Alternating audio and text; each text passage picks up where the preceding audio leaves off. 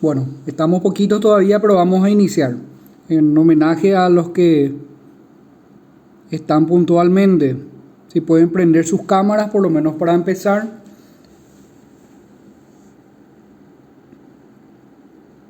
Por favor, si pueden Hola, profe. habilitar sus cámaras. ¿Qué tal? ¿Cómo está Francisco, verdad? Sí, profe, así mismo. Y María, bueno. El próximo miércoles tenemos ya nuestro primer examen parcial. El examen parcial va a ser de 15 puntos. Va a ser un cuestionario, un test, ¿verdad? Que va a estar habilitada en la plataforma. Y como les dije, va a valer 15 puntos. El segundo parcial también va a ser de 15 puntos. Y a eso hay que sumar los 10 puntos del trabajo práctico que les di. Creo, no sé si ustedes ya tienen grupos, ya formaron su grupo, ya tienen que empezar a trabajar en el trabajo de investigación. Van a presentar hasta el día 18, tienen tiempo, pueden presentarlo antes. Y a eso se suma también los 60 puntos del examen final. De esa forma vamos a tener los 100 puntos de la escala para la evaluación de cada alumno. Bueno, hoy vamos a arrancar con la unidad 22. Pueden si quieren apagar sus cámaras y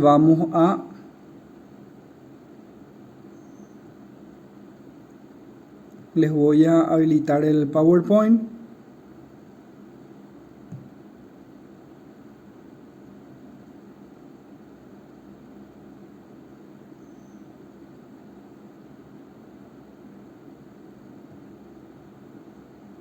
Ahí pueden ver.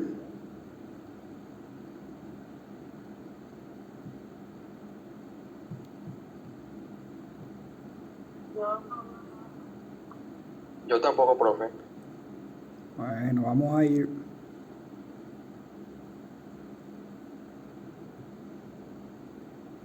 ¿Y ahora?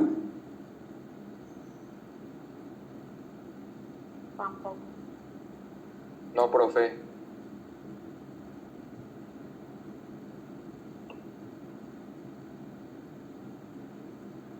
Un ratito, vamos a...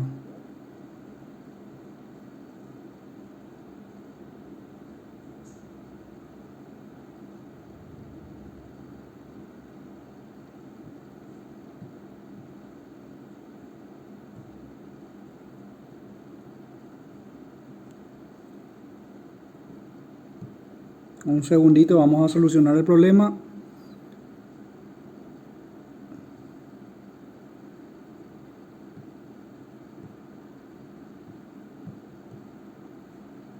Ahí me está habilitando.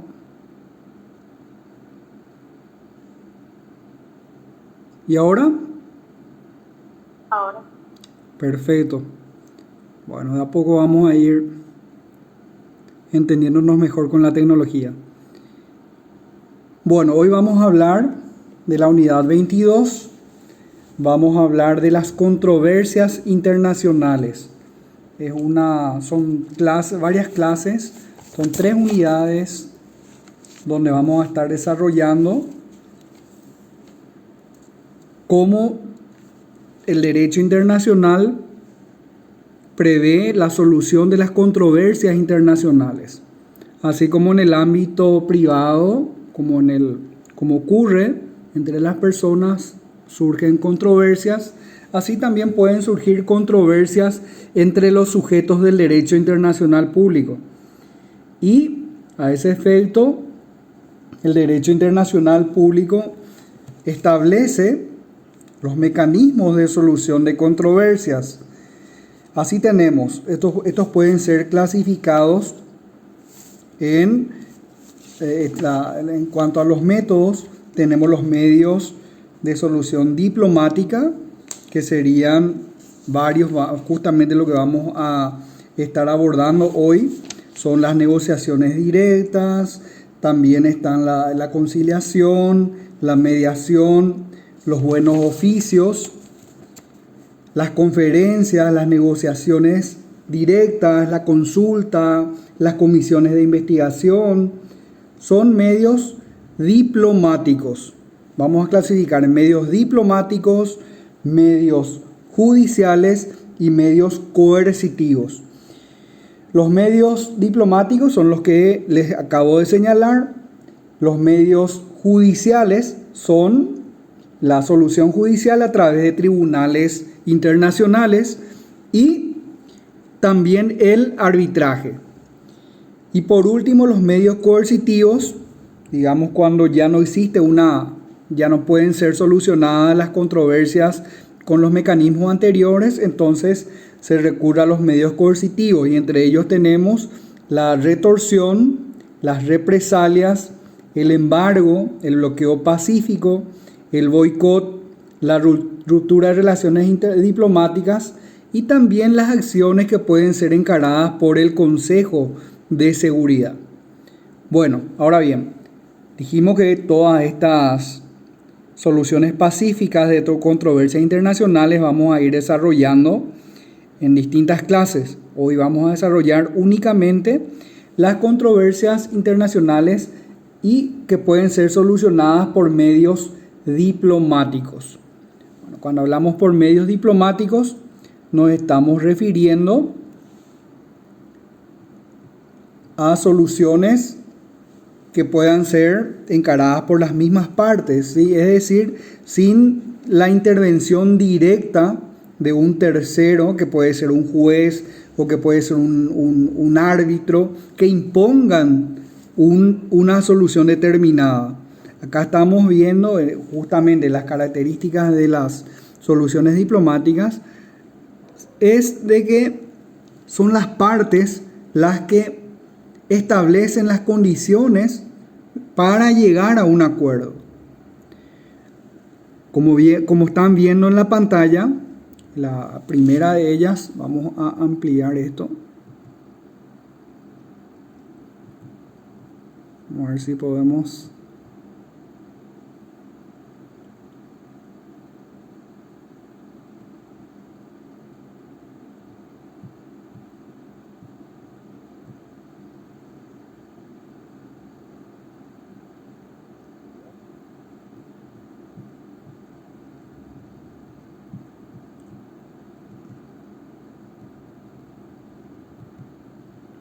No podemos ampliar un poquito esto. Ahí está.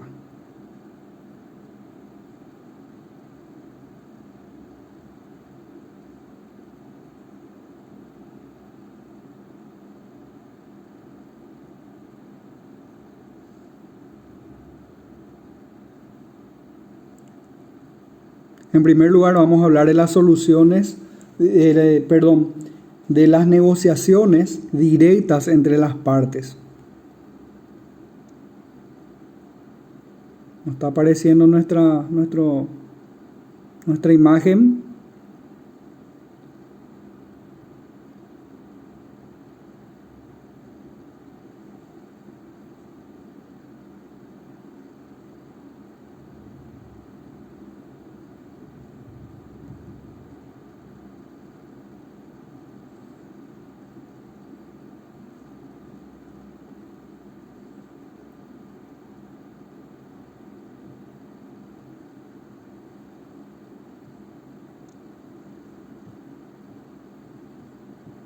Bueno, no estamos pudiendo. Ahí está. Las negociaciones, ¿pueden ver en la pantalla? Me están siguiendo, ¿verdad? Bueno, primero tenemos las negociaciones directas. Consiste en la negociación directa en el momento en que se presenta la controversia. Los países manifiestan su posición sobre un asunto específico que los enfrenta, procuran llegar a un acuerdo en el que sus intereses no se vean seriamente afectados por las concesiones que tienen que otorgar. Es el método diplomático más antiguo. Bueno, cuando hablamos de negociaciones directas, entonces, la primera característica es de que son las partes las que buscan el arreglo, buscan llegar a un acuerdo conforme a sus intereses o, mejor dicho, a sus posiciones. y son los propios afectados los que establecen las condiciones para un eventual arreglo. Y estas negociaciones generalmente se realizan en base a posiciones, es decir, cada uno trata de defender de la mejor manera sus propios intereses. Digamos de que acá no tenemos la participación de un tercero, sino que son ellos directamente los que buscan hallar una solución al conflicto.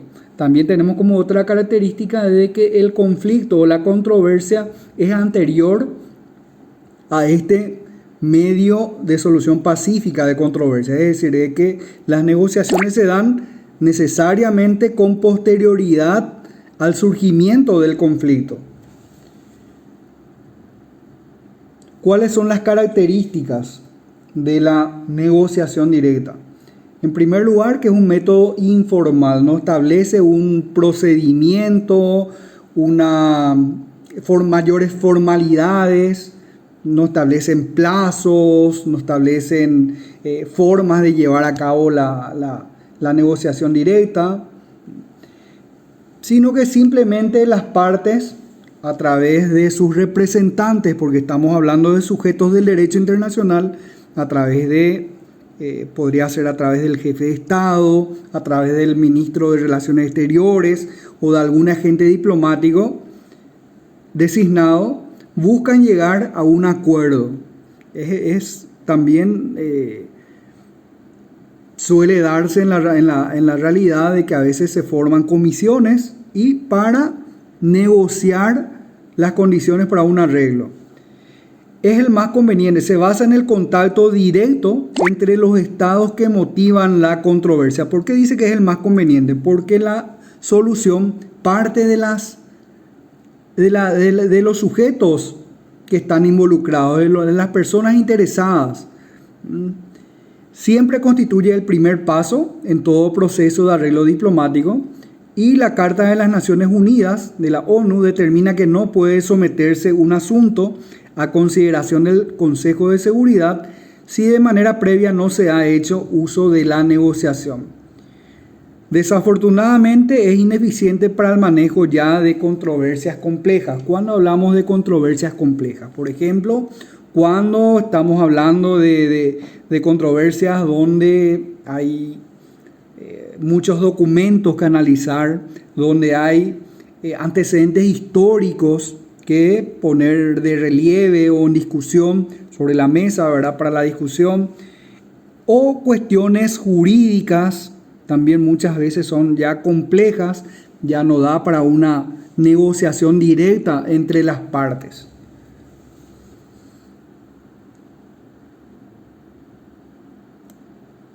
Bueno, luego tenemos los congresos y conferencias. El derecho internacional público, a partir de los años 1945 y 48, han cambiado sustancialmente. ¿Por qué? Pues se dio la creación de varios organismos internacionales que aglutinan a la mayoría de los estados como miembros. Nos estamos refiriendo a las Naciones Unidas, que surgió en el año 1945 en base a la Carta de la ONU, y también nos referimos a la Organización de Estados Americanos que ha surgido como organismo internacional en el año 1948 con la Carta de Bogotá. Los congresos y conferencias por lo general se dan a través de la organización o del auspicio justamente de estos organismos internacionales. ¿Qué es lo que hacen estos organismos internacionales? Convocan a congresos y conferencias donde son tratados los temas de gran interés de la mayoría de los miembros. Si hay un problema, sobre el medio ambiente, convocan a ese efecto, ¿verdad?, a fin de llegar a posibles soluciones o acuerdos en relación al medio ambiente, o a la carrera armamentista, o a cuestiones económicas. Entonces son, digamos, congresos o conferencias muchas veces especializadas o específicas en determinados temas. También se da de que en muchas ocasiones surgen problemas entre países, entre estados, por diferentes motivos, y tanto las Naciones Unidas o la OEA convoca a conferencias o congresos a fin de abordar ese problema, a fin de dar una solución al conflicto que se ha suscitado entre dos o más países. De manera general, los congresos y conferencias podrían definirse como reuniones de representantes de estados para concertar un acuerdo internacional sobre uno o varios asuntos, mediante la adopción de la medida más idónea para ello. La diferencia entre congresos y conferencias generalmente radica en que en los congresos asisten los jefes de Estado y de gobierno, y en las conferencias los representantes estatales o de menor grado, es decir, ya pueden acudir ahí los ministros de Relaciones Exteriores, los agentes diplomáticos, pueden ser también representantes del Estado nombrados para ese acto en específico.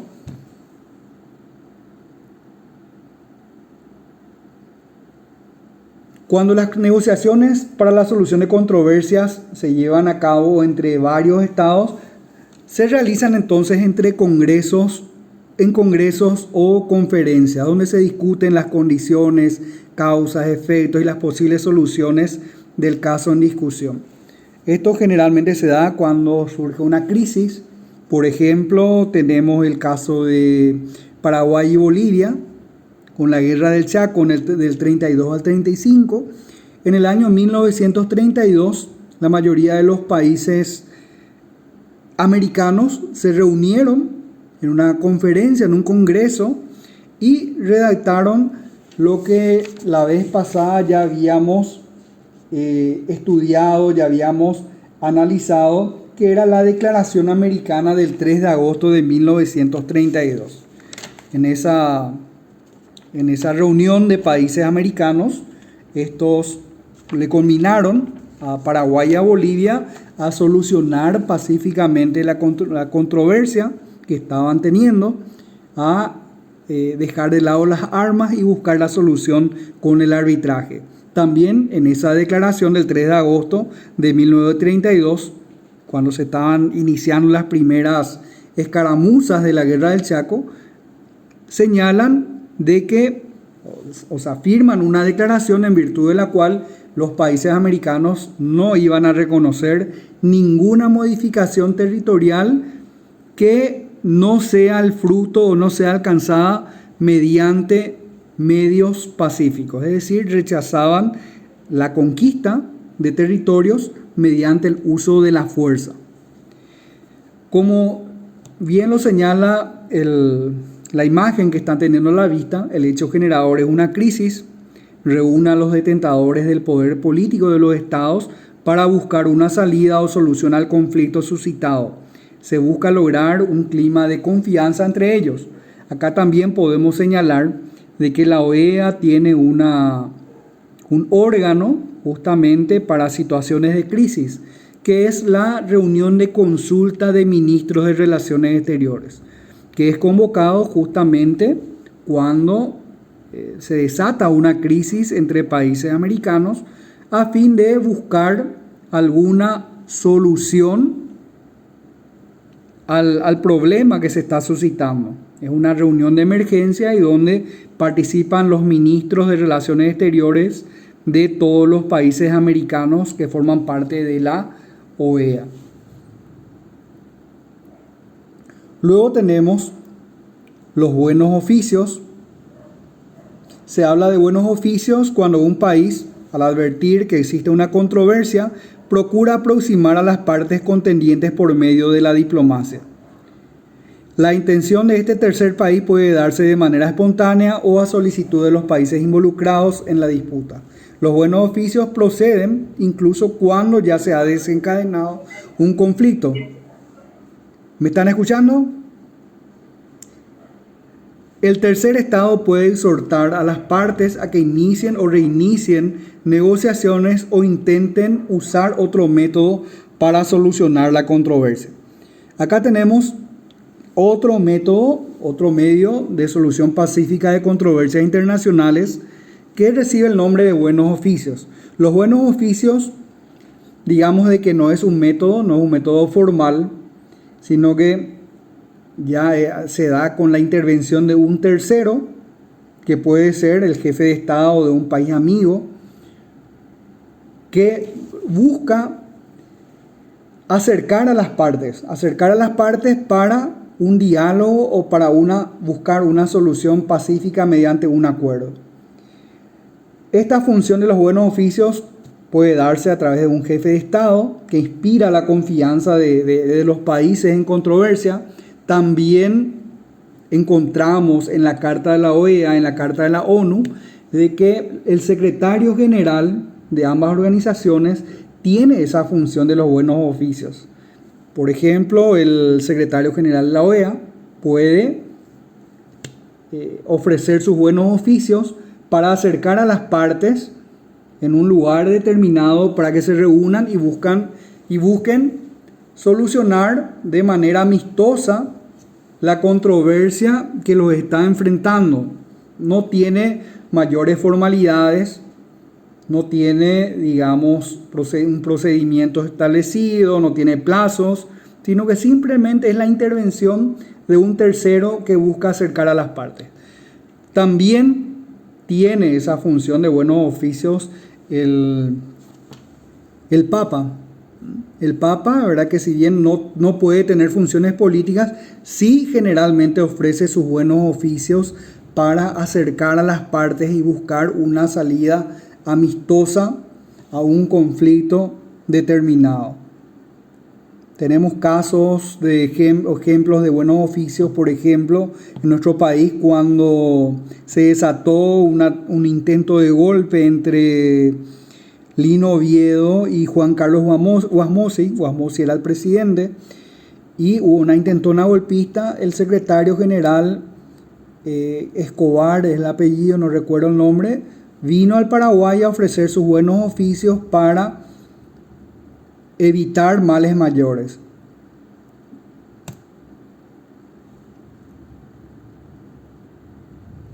Bueno, la diferencia entre los buenos oficios y la mediación. En primer lugar, dijimos que los buenos oficios no tiene un método, no tiene un procedimiento formal, sino que simplemente es una propuesta para resolver la controversia, aproximando a las partes para que lleguen a un diálogo y lleguen a una solución. La mediación, sin embargo, ya es un procedimiento que tiene sus reglas, tiene sus formalidades, y en la mediación puede mediar una propuesta para solucionar el conflicto, aunque dicha propuesta no es obligatoria para las partes. Es decir, que el mediador ya puede incluso proponer posibles soluciones para el conflicto. Y la mediación, como veremos más adelante, ya tiene un procedimiento preestablecido, tiene reglas, la confidencialidad, las entrevistas, las lluvias de ideas que puede ir lanzando el mediador, entre otros que vamos a ver más adelante. La diferencia básica es que la mediación ya es un procedimiento más formal y con una persona más especializada que en los buenos oficios. En los buenos oficios prácticamente el tercero no interviene. En la mediación sí ya interviene en forma activa, pero la solución, coinciden en que la solución siempre proviene de las partes. Acá tenemos la mediación. La mediación es un método alternativo de solución de conflictos mediante la colaboración y participación activa de un tercero imparcial, que es el mediador, que sirve de intermediario a fin de allanar dificultades y puede ir sugiriendo a las partes de modo confidencial distintas fórmulas que puedan servir de base para un arreglo amistoso. La mediación internacional, digamos de que en la Edad Media después de que Roma ha sido tomada por los bárbaros, el Papa, como era una figura relevante, respetada en aquella época, solía oficiar de mediador principalmente entre los romanos y los pueblos bárbaros, para evitar enfrentamientos, para evitar conflictos, que el uso de la fuerza y también mayores daños entre las partes. Entre los siglos XVII y XVIII la mediación se difunde en Europa con la política del equilibrio del Renacimiento. Puede ser ofrecida o solicitada, puede ser facultativa u obligatoria. Facultativa se da cuando las partes solicitan la mediación, se ponen de acuerdo y designan un mediador y someten a ese procedimiento, a ese método, la controversia. Obligatoria sería cuando existe un acuerdo anterior al conflicto, por ejemplo, un tratado, firman Paraguay y Brasil un acuerdo, un tratado, donde digan, bueno, en cualquier circunstancia relacionada al tratado vamos a solucionar por la vía de la mediación. Entonces esa sería una mediación obligatoria, cuando existe un antecedente previo al conflicto y por escrito las partes hayan acordado recurrir a la mediación. Está prevista también la mediación en el artículo 33 de la Carta de las Naciones Unidas, en las directrices de las Naciones Unidas para una mediación eficaz, también en las convenciones de La Haya de 1899 y 1907. También en el Pacto de Bogotá. El Pacto de Bogotá, les cuento, es un anexo de la Carta de Bogotá. La Carta de Bogotá es la Carta de la OEA, que dio nacimiento a la organización. Y el Pacto de Bogotá es un anexo donde se han establecido distintos métodos de solución pacífica de controversias.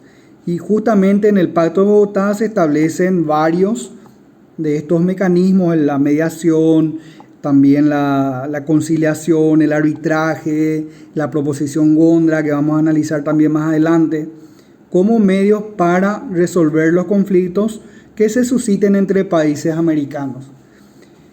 El Pacto de Bogotá establece algunas normas en relación a la mediación. Los mediadores serán escogidos de común acuerdo entre las partes interesadas.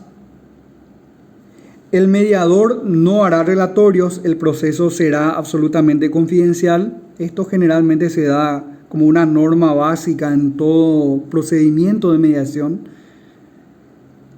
Si en el plazo de 2 meses las partes no llegaren a un acuerdo sobre el mediador o la designación de mediadores, deben recurrir a otro método de resolución de conflictos. Y si en 5 meses de iniciar la mediación no hubo solución al litigio, también se abandona la mediación para que las partes recurran a otro modo de solución pacífica de controversias. Acá tenemos las características de la mediación. Yo les cuento, yo soy mediador, hice varios cursos de mediación en nuestro país y también en la Argentina, en el Brasil, y tengo el título de mediador. Es un método muy interesante para solucionar los conflictos entre particulares o entre personas jurídicas y que pueden ser insertados incluso en contratos para recurrir a la mediación, y sirve también para descomprimir un poco la cantidad o el recargo de trabajo existente en el Poder Judicial. De repente uno puede llegar a una solución en forma más rápida y en forma más económica utilizando la mediación. Las características de la mediación: es una negociación asistida, esto es que las partes actúan por sí mismas. Las partes actúan, negocian y proponen las soluciones. La mediación es un acto voluntario. Cuando una de las partes dice, bueno, yo ya no quiero seguir con el proceso, se levanta y se retira, no hay ningún problema. Las partes deciden participar o no participar en el proceso de mediación, pueden ponerle fin en cualquier momento y no están obligadas tampoco a llegar a un acuerdo. Por tanto, el acuerdo únicamente se firmará si las partes están conformes con el contenido del mismo. La mediación es un proceso que tiende al acuerdo y no a la reparación. El mediador utiliza una estructura ya pautada y técnicas específicas para alcanzar los objetivos. De todas formas, a pesar de no estar la mediación exenta de reglas, que es forzoso respetar el papel determinante que tienen las partes y la posibilidad que tiene el mediador de imprimir su propio estilo al proceso, hacen de la mediación un instrumento muy flexible. El éxito o no de la mediación muchas veces depende también de la capacidad del mediador, de los recursos del mediador. El mediador debe inspirar confianza en las partes y de esa forma se convierte en un puente, en un nexo para que las partes puedan llegar a un acuerdo.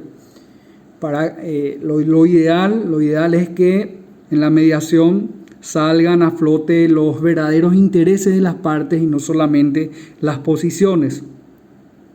¿Qué significa eso? Acá tenemos que distinguir qué son posiciones y qué son intereses.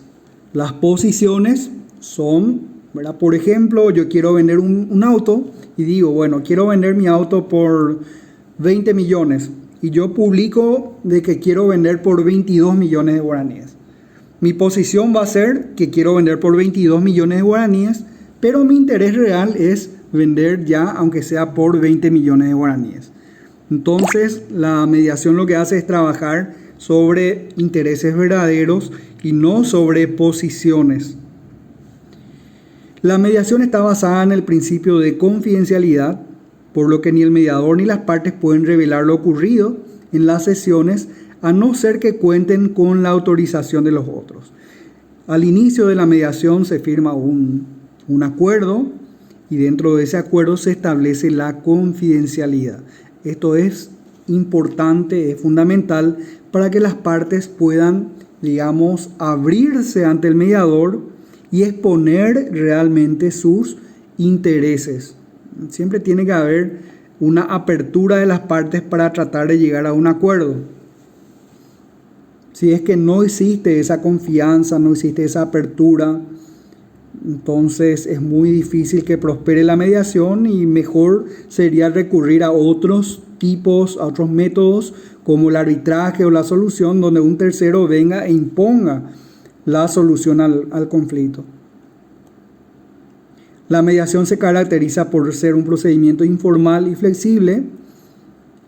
No tiene, digamos, un procedimiento estricto, pero sí tiene muchas reglas que deben ir cumpliendo, que se debe cumplir principalmente el mediador. El acuerdo producto de la mediación parte de los propios interesados, lo que constituye una garantía de que los intereses de las partes van a quedar salvaguardados. ¿Qué mejor que sean las partes las que resuelvan sus propios conflictos y no un juez o un árbitro que impone una solución que es ajeno a sí mismo? Si, por ejemplo, hay una mediación respecto a la custodia de los hijos, es mejor que las partes lleguen a un acuerdo antes que el juez venga y establezca las reglas para un régimen de relacionamiento, un régimen de custodia de los chicos, por ejemplo. Siempre es mejor que la solución provenga de las partes. Esa es digamos, la ventaja de la mediación. Eso es lo positivo que tiene la mediación. La mediación busca una solución de fondo en base a los intereses reales y no a las posiciones asumidas por las partes. Muchas veces, digamos, por orgullo, muchas veces por pretender sacar ventajas, las partes exteriorizan una posición que es distinta a su interés real.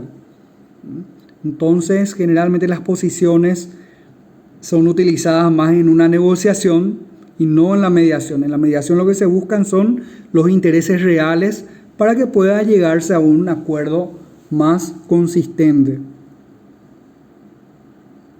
Acá tenemos las ventajas de la mediación. Las partes debaten entre sí y deciden de común acuerdo el contenido del arreglo, en cuyo cumplimiento están dispuestos a comprometerse. Es decir, una vez que se llega a un acuerdo, eso sí se redacta ya por escrito y firman las partes. Es decir, de que tiene la fuerza de un contrato, y tratándose de estados, tendría la fuerza, sería un tratado internacional. Entonces ya el documento que firman viene a tener un carácter obligatorio para las partes. Las propias características de la mediación, basadas en el diálogo, en la comunicación, hacen que la resolución del conflicto no suponga la ruptura de la relación y alienta a las partes a mantener relaciones satisfactorias. La flexibilidad de la mediación es otra ventaja con respecto a otras técnicas y procesos de resolución de conflictos. Esto lo va a ir manejando el mediador, que, digamos, cuando, por ejemplo, los ánimos están exacerbados y están subiendo el tono de voz, el mediador puede suspender la entrevista del día, la reunión del día, de hacer un cuarto intermedio, convocarles para otro día ya más tranquilos y proseguir el proceso de mediación. También el mediador tiene un recurso que se denomina caucus. El caucus consiste en que el mediador también puede tener entrevistas individualizadas con las partes. Es decir, que puede reunirse, citarle a una de las partes para un día, citarle al otro para otro día, y también tener ciertas, tiene la posibilidad de ir llegando a los verdaderos intereses de las partes de esta forma. Y luego de estas entrevistas personales los vuelve a reunir en búsqueda del acuerdo. Los logros conseguidos en la mediación alientan a volverla a utilizar en otras ocasiones. Es muy exitosa la mediación en países avanzados, es muy utilizado este método que, como lo señalamos, tiene muchas ventajas por su prontitud y también por la economía misma. La consulta es definida por Accioli como el intercambio de opiniones entre dos o más gobiernos interesados directa o indirectamente en un litigio internacional, con vista a la solución pacífica de esta. Es algo parecido a lo que ya señalamos, las conferencias, por ejemplo, ¿verdad? Que se reúnen, acá estamos hablando de los ministros de Relaciones Exteriores, que celebrarán reuniones de consulta a fin de considerar problemas de carácter urgente y de interés común para los estados americanos. También los estados pueden solicitar reuniones de consulta a sus pares a fin de tratar problemas o temas comunes, como por ejemplo Bolivia lo hizo por el consumo de hoja de coca, que es prohibido en otros países. Sin embargo, en Bolivia es una tradición y hasta, si se quiere, una necesidad, porque la hoja tiene beneficios para, tolerar la altura de las montañas, por ejemplo.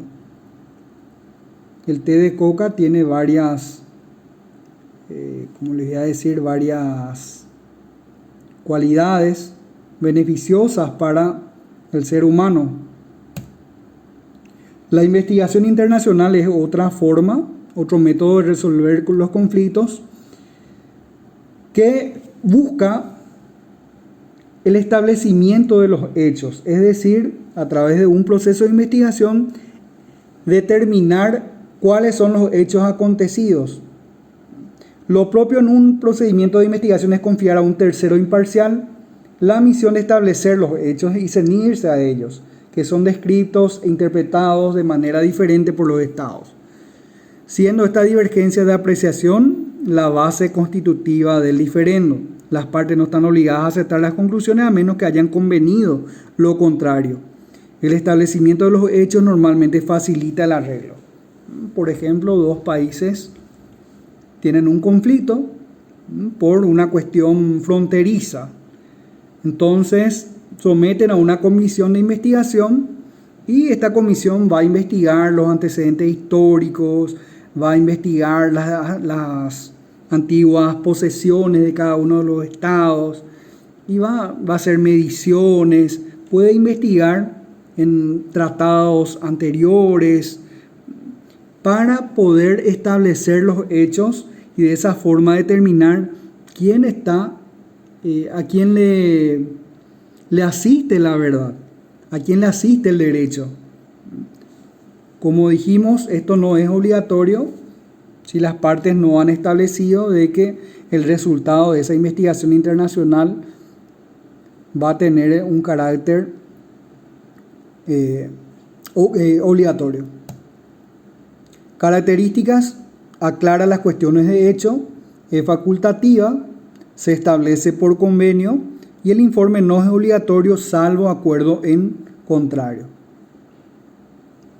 Luego tenemos la conciliación internacional, que tiene un aspecto semijudicial porque se basa en la metodología usada en el proceso de arbitraje. La comisión encargada de conciliar tiene que establecer los hechos, oír a las partes y proponer soluciones, que no necesariamente obligan a las partes, pero la decisión última no tiene el peso de una determinación jurídica. También acá vemos la participación de un tercero que trata de avenir a las partes, que intenta que las partes lleguen a un acuerdo, es más formal y menos flexible que la mediación, tiene un procedimiento también riguroso con normas metodológicas, el manejo de las conclusiones es más estricto, si las propuestas del mediador no se aceptan pueden formularse nuevas opciones hasta que las partes queden satisfechas, mientras que el conciliador tiende a generar un solo informe que no será aceptado, se desecha, con lo que se concluye el proceso de conciliación.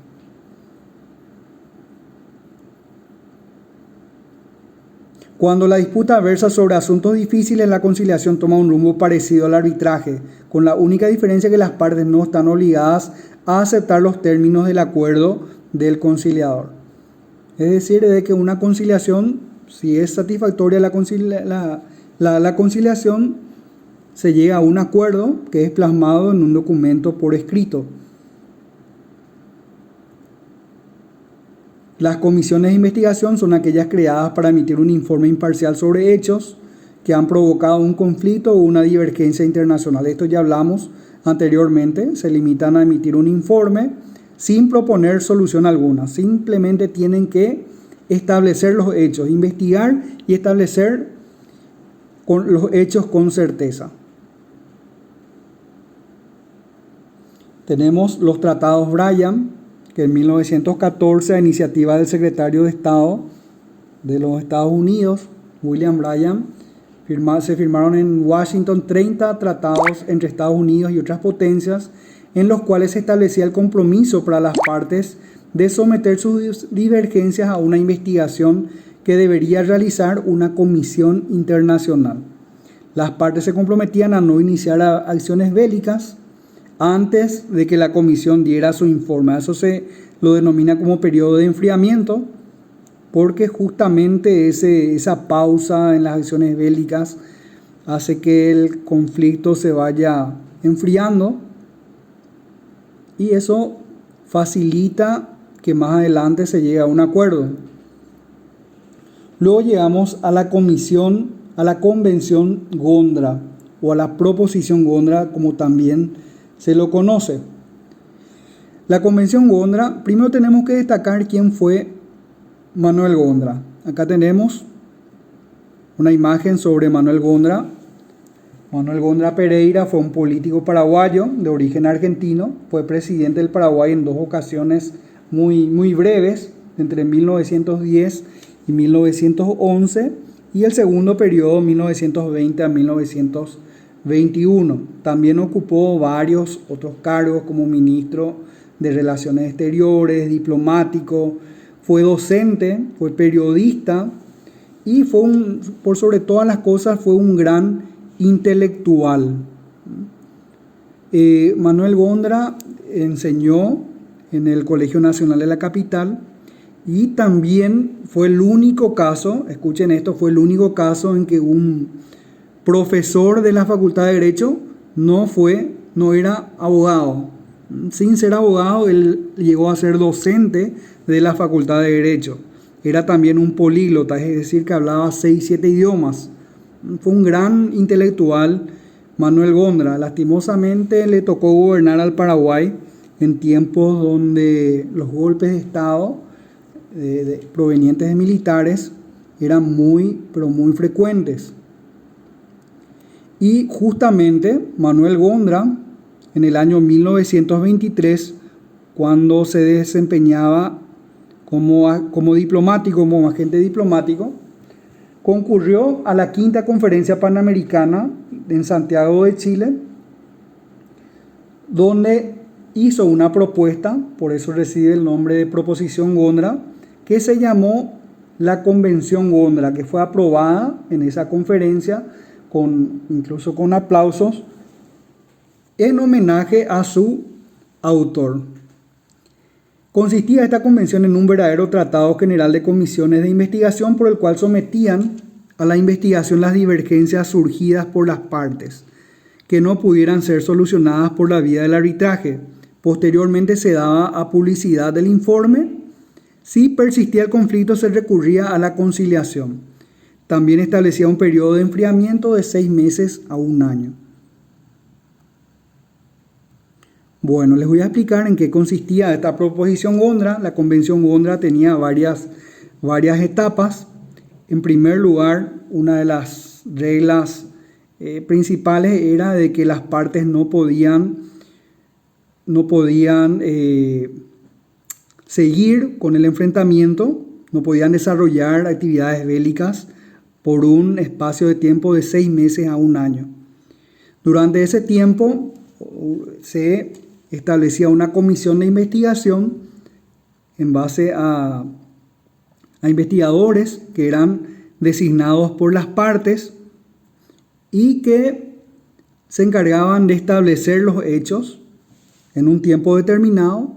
Luego de esa investigación se establecía un informe. Ese informe se daba publicidad y principalmente a la comunidad internacional, y ese informe hacía de que la parte que no tenía razón ya cediera en sus pretensiones.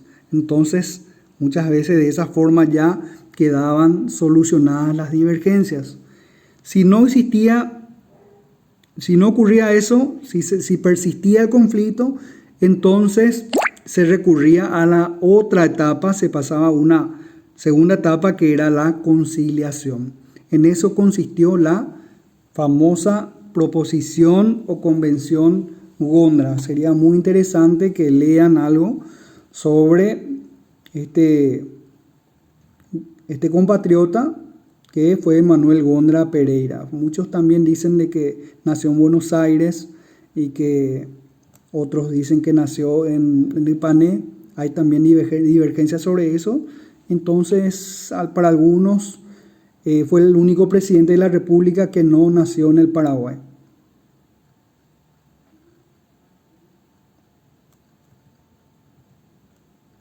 Bueno, después esto ya está fuera del programa. Podemos dejar de lado.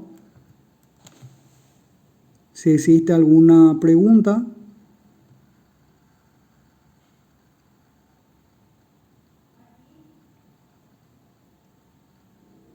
¿Existe alguna pregunta? ¿Se entiende?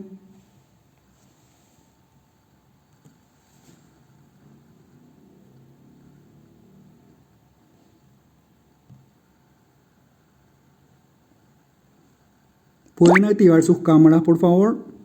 Vamos a ir terminando nuestra clase.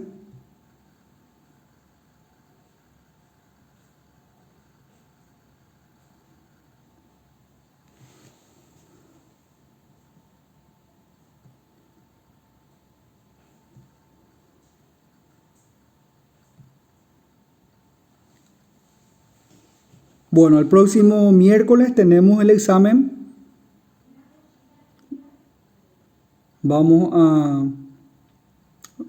El examen va a abarcar de las unidades 17, 18, 19, 20, 21 y 22. Desde la 17 hasta la 22. Es decir, que el examen va a comprender hasta la clase del día de hoy. En la plataforma también está el material que desarrollamos hoy. Pueden tener acceso a eso. Y como siempre es bueno que estudien del material indicado del libro de Juan Bautista Rivarola Paoli y lo complementen con los demás materiales. ¿Alguna pregunta? Si no hay pregunta, terminamos nuestra clase de hoy.